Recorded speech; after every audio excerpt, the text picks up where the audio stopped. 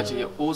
ओ से पिछले बार हम लोग के पास 2 ही कविता थी, लेकिन चूंकि हम फिर भी 2 ही कविता 2 ही पढ़ के रहा था, तो ओ से अविनाश इस बार तुम्हारी जिम्मेवारी होगी कि तुम ओ से कर लो। और फिर सबसे अधिक वर्ण से कौन सी कविताएं आई थी? सा से, तो सा से हम लोग के पास पहले से 12 कविताएं हो चुकी हैं। 12 कविताएं।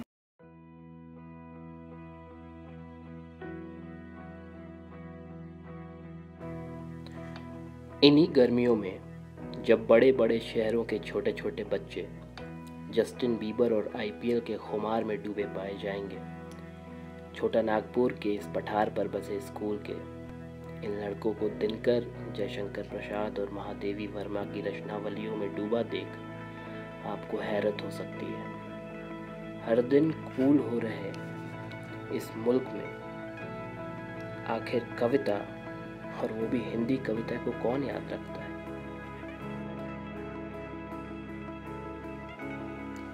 कविता याद है आपको? हिंदी के बोरिंग क्लास में जिसे याद करना पहाड़ जैसा लगता था, जिसके बोल कभी नहीं समझ में आते थे, वही बोझिल हिंदी कविता जिसे कब का भूल गए हैं हम। दुनिया के तमाम स्कूलों में कविता एक भुला दे जाने वाली कवायद है, लेकिन इन सब के बीच एक मुकाम ऐसा है जहां अंताक्षरी के बहाने कविता आज भी जिंदा है।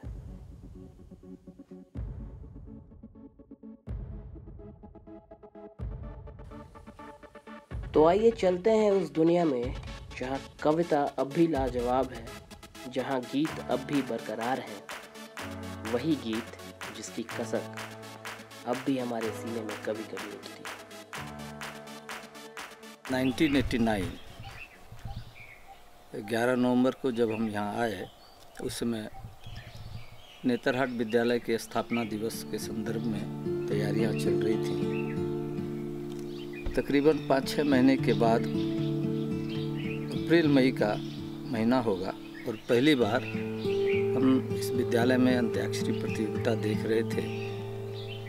सचमुच उस समय से लेकर अब तक मेरे जहन में अगर कोई यह पूछे कि करिकुलर एक्टिविटीज़ में आपको सबसे बेहतर और सबसे कारगर कौन सा कार्यक्रम लगता है, तो निसंदेह वह अंत्याक्षरी है।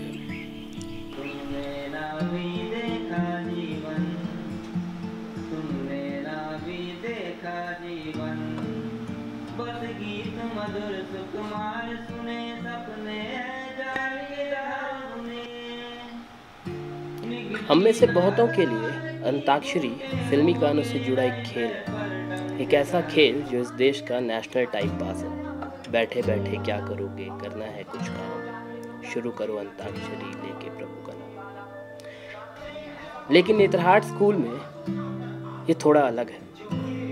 यहाँ अंताक्षरी एक परंपरा है जिसमें पुरानी हिंदी कवियों की कृतियाँ जीवंत उठती हैं, फिर चाहे वो गेय हो या वीर रस या प्रयोगवादी। इन छोटे छोटे बच्चों की कविताएं सुनकर बरबस ही समा बन जाता है।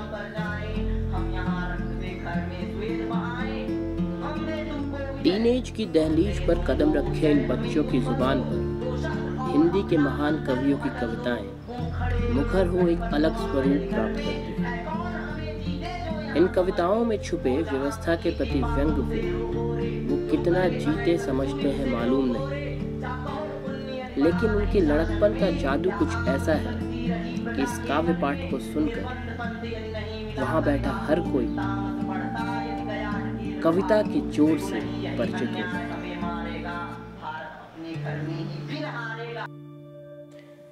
यहाँ के शिक्षकों और पूर्ववर्ती छात्रों से बात करो तो मालूम चलता है कि कविता बहुत सी कविताएं होती थी। जब कोई बीमार पड़ गया अंताक्षरी के समय में, तो कुछ लोगों को तैयार किया जाता था कि वो नहीं हो तो तुम उसको कर लो।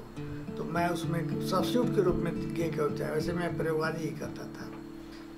तो उसमें एक दीप तेरा दामिनी कविता है, तो उसका सुर इस तरह से था जो हमारे समय में चलता था। मैं थोड़ा सा बता देता हूँ, 2-3 पंक्तियाँ ही याद है, ज़्यादा नहीं है।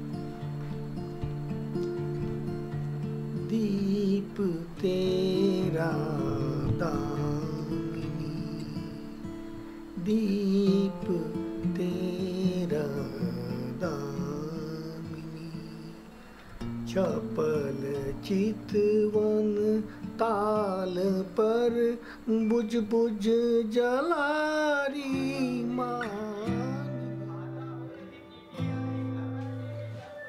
जिस देश में हंसाने का ठेका नेताओं, व्हाट्सएप और कपिल शर्मा के पास है, वहाँ पर हिंदी कविता सुनकर आज भी अगर कोई हंसता है तो ये कविता के अच्छे दिन।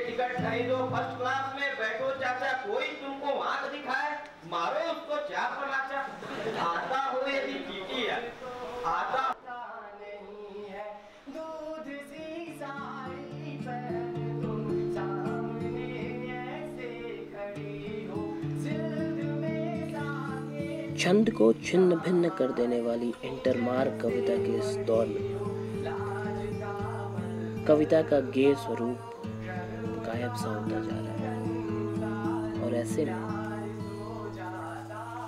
गेय कविता की सुंदर प्रस्तुति एक अलग सी बातचीत देती है। अक्सर जो कहा जाता है कि कविता के पाठक नहीं है, कविता की पुस्तकें बिकती नहीं है, मैं समझता हूँ कि इसका एक बड़ा कारण यह है हमने कविता के शरीर को पकड़ा मगर उसकी आत्मा को छोड़ दिया कई दफ़ा। और छंद को वही तोड़ सकता है जो छंद जानता हो, मगर बिना जाने तोड़ फोड़ की जो प्रवृत्ति शुरू हुई और उसके काव्य पाठ पर जो बल न दिया गया, उसने कविता को बहुत बड़ा नुकसान पहुँचाया। और इसकी महत्ता मुझे नेतरहाट आकर समझी। मैंने एक उदाहरण मैं देना चाहूँगा।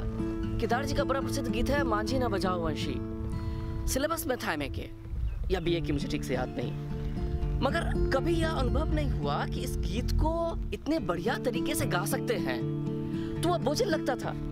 मगर जब नेतरहाट के बच्चे अंत्याक्षरी करते हैं और उसमें इन कविताओं की प्रस्तुति करते हैं, तो वह कविता अपने अर्थ के साथ साकार रूप ग्रहण कर सामने आ जाती है।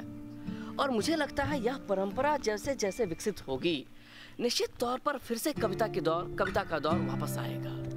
कविता अगर खत्म हो रही है तो उसके जिम्मेदार हम लोग भी हैं कि हम लोग उसको सही तरीके से पहुंचा नहीं रहे हैं। जैसा आजकल की अंत्याक्षरी हुई, उसमें आपने देखा कि आधुनिक कवियों को भी हमने सुगम तरीके से, सुंदर तरीके से प्रस्तुत किया हमारे बच्चों ने। तो निश्चित तौर पर जब ऐसी चीज आएगी तो एक सकारात्मक माहौल बन सकता है। और आज की तो आवश्यकता ही है, क्योंकि जैसा कहते हैं व्रत क्या अंधेरे समय में भी गीत गाए जाएंगे, तो हाँ, अंधेरे के बारे में गीत गाए जाएंगे। तो बहुत व्यावसायिकता की बात होती है, उपभोक्तावाद संस्कृति की बात होती है, मगर आज के समय में भी अगर कोई पहचान बना सकता है या किसी चीज़ की पहचान है तो वह कविता है। कम से कम मेरा अंदर से यह विश्वास है। और विशेषकर जब हमारे बच्चे कक्षा 9 के, 10 के, 7 के, 8 के बच्चे इतने सुंदर तरीके से कविता प्रस्तुत करते हैं, तो कविता की शक्ति में मेरा यकीन और बढ़ जाता है।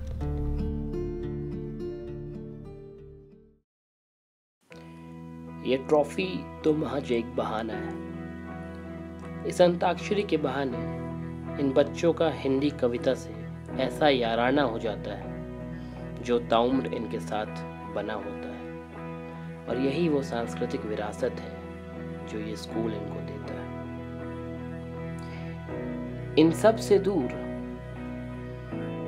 इनसे पूछो तो पता चलता है कि इसी उम्र में जीवन भर के लिए इन्होंने अपने अपने कवियों से दोस्ती गांठ ली है।